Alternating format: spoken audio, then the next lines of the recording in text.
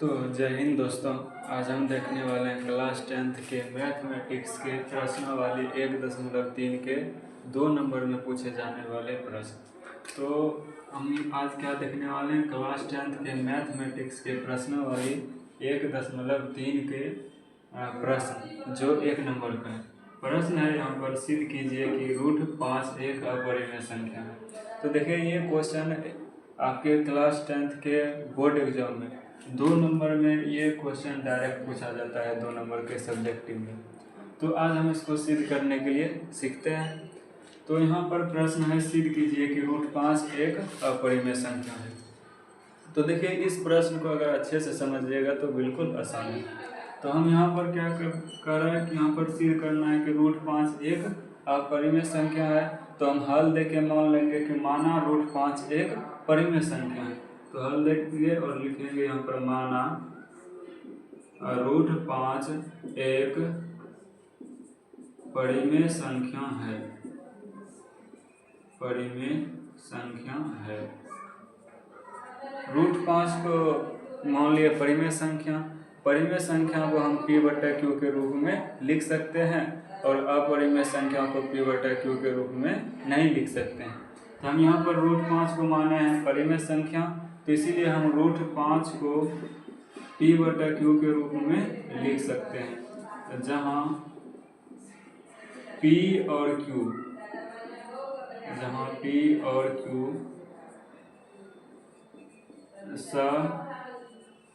अभाज्य संख्या है और q = 0।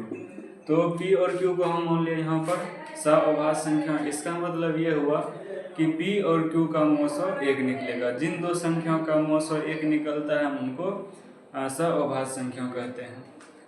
तो अब आगे देखते हैं, यहाँ पर √5 के नीचे में न कुछ तो हम यहाँ पर 1 मान सकते हैं। उसके बाद कोना कोनी गुना करेंगे, तो q गुना √5 करेंगे तो ये हो जाएगा √5q बराबर में 1 गुना p करेंगे तो ये होगा p। ये करने के बाद दोनों ओर वर्ग करना है। दोनों ओर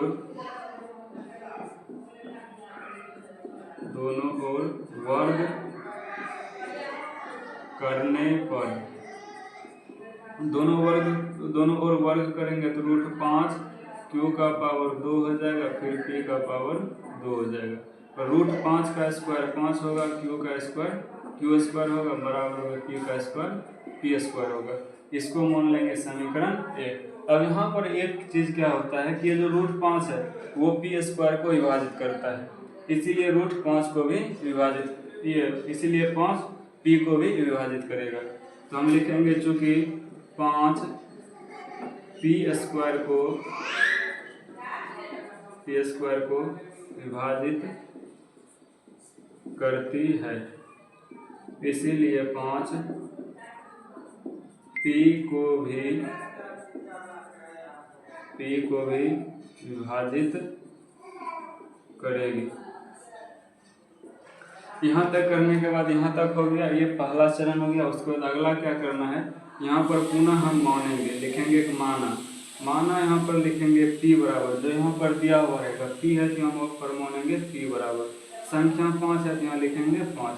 इसके साथ कोई भी हम एक अचर ये चर मान सकते हैं, जैसे हम एक चर a मान लिए तो यहाँ पर आप m भी मान सकते हैं, k भी मान सकते हैं, कुछ भी मान सकते हैं।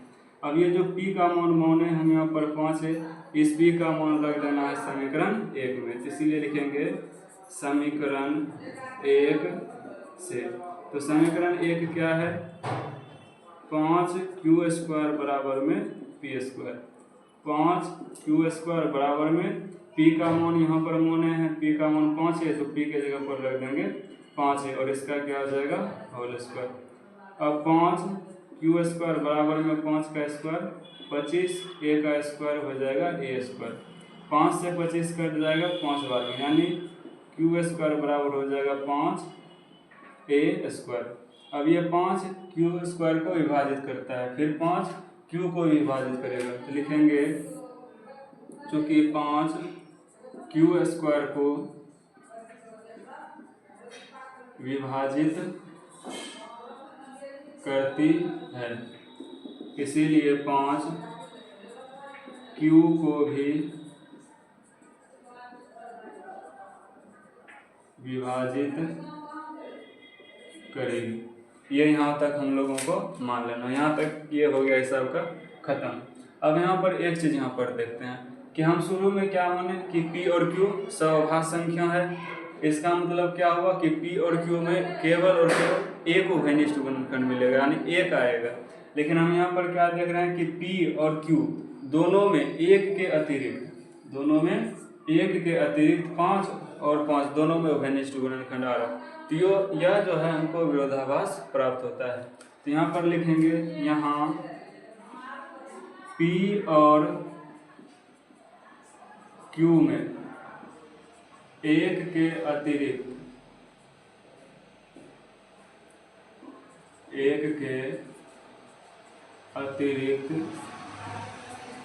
एक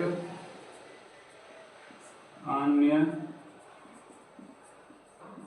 उभयनिष्ठ गुणनखंड 5 है। यहाँ पर दोनों में क्या है, एक के अतिरिक्त अन्य उभयनिष्ठ गुणनखंड 5 है। यह हमको विरोधाभास प्राप्त होता है। लिखेंगे यह हमें विरोधाभास प्राप्त होता है कि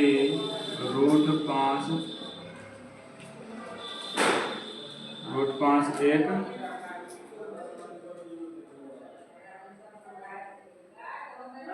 यह हमें विरोधाभास प्राप्त होता है कि √5 एक परिमेय संख्या है। अतः